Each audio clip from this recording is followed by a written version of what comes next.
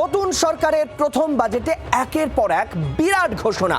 রাজ্য সরকারের 1 লক্ষ শূন্যপদ পূরণ হবে। এর মধ্যে 20,000 পুলিশ, 50,000 শিক্ষক, অশিক্ষক কর্মীতে নিয়োগ হবে।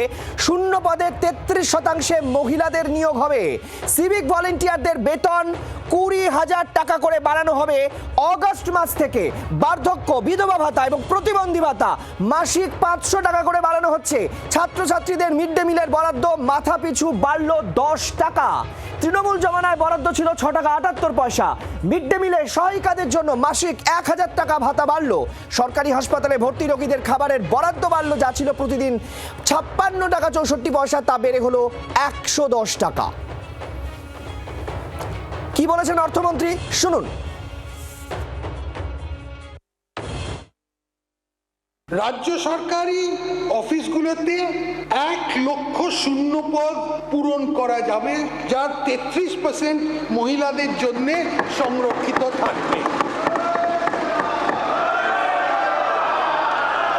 এই শূন্যপদগুলোর মধ্যে 20,000 পুলিশ বিভাগ, 50,000 শিক্ষক, অধ্যাপক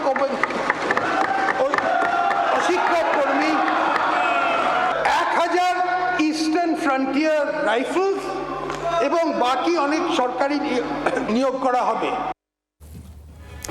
আরে রাজ্য বাজেটকে সাধারণ মানুষ কিভাবে দেখছেন? চলে যাব একেবারে পশ্চিমের জেলা বাঁকুড়া, আর সেই বাঁকুড়া থেকে সরাসরি আমাদের প্রতিনিধি রয়েছেন মৃত্যুঞ্জয় আমার সঙ্গে। মৃত্যুঞ্জয়, বাঁকুড়ার মানুষ এই রাজ্য বাজেটের বিভিন্ন প্রসঙ্গ রয়েছে সাধারণ মানুষের সঙ্গে সম্পর্কিত, সবটাই বলতে গেলে তারা কিভাবে দেখছেন?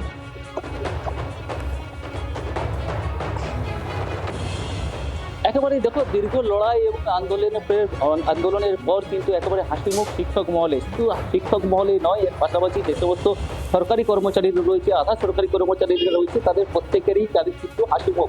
এবং আমি এই মুহূর্তে রয়েছি বাঁকুড়ার যে সেতুঘাট বাইপাস রোড রয়েছে, সেই বাইপাস রোডে এই মুহূর্তে বেশ কয়েকজন শিক্ষক রয়েছে। তারা কিন্তু এই যে এতটাই খুশি যে সাধারণ মানুষ এবং পথ চলতি মানুষ এবং এর পাশাপাশি প্রত্যেক বাস যাত্রীকে তারা কিন্তু মিষ্টিমুখ করাচ্ছেন। কয়েকজন শিক্ষক রয়েছে, আপনাদেরকে দেখালাম মিষ্টিমুখ করাতে। কেন এই মিষ্টিমুখ করানোর কারণ কি? জনমুখী একটা আমরা দেখতে পেলাম বাজেট, এবং সর্বোপরি আমাদের ক্ষেত্রেও আমাদের যে জীবনযাত্রার মান, এটা তো ডিপেন্ড করে একটা ডিএর উপরও, তো অনেক কাছে ডিপেন্ড করে। তো আজকে আমরা 20% ডিএকে পেয়েছি, কেউ না করে পেয়েছি, তো আমরা সার্বিকভাবে খুশি। একটা জনমুখী প্রজেক্ট, শুধু রাজ্য সরকারি কর্মচারীদের ডিএ বেড়েছে এমন নয়, সবাইকার। আমরা দেখছি বেকার সমস্যার এক সমাধান হচ্ছে, 1 লক্ষ অধিক কর্মসংস্থান হবে। ভালো, আমরা চাই শিল্প বান্ধব একটা পরিস্থিতি তৈরি হোক, আমরা চাই স্বাস্থ্য এবং আমাদের শিক্ষা যেন ডেভেলপ হোক। দীর্ঘ লড়াই এবং আন্দোলনের দেখতে পাওয়া গেছিল আপনাদের প্রত্যেককেই, এবং আজকে যে বাজেট, এই বাজেট কতটা প্রত্যাশা করেছিল? প্রত্যাশা একটা ছিলই আগে থেকেই, কারণ মানুষের একটা সময় মানুষ মানে একটা ভয় ভীতির পরিবেশের মধ্যে চলে এসেছিল সবাই, সব দিক থেকে, শিক্ষা, স্বাস্থ্য, সব দিক থেকে একটা মানে নাজেহাল পরিস্থিতি তৈরি হয়েছিল।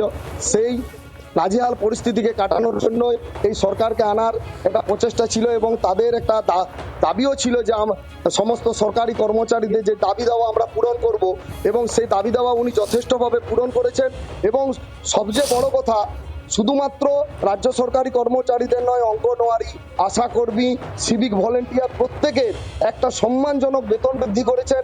সবচেয়ে ভালো লেগেছে মহিলাদের 33% সংরক্ষণ এবং 1 লক্ষ যে নিয়োগের কথা বলেছেন। সব দিক থেকে সমাজের সর্বের মানুষের কথা ভেবে এই যে জনমুখী প্রকল্প, এই যে জনমুখী বাজেট, সত্যি আমি নতমস্তকে আমাদের বর্তমান। বেশ মৃত্যুঞ্জয়, আপাতত ধন্যবাদ আমাদের সঙ্গে থাকার জন্য। বাঁকুড়া থেকে আমাদের প্রতিনিধি ছিলেন। আর এই বাংলার আওয়াজ, বাঙালির আবেগ, জি 24 ঘন্টা।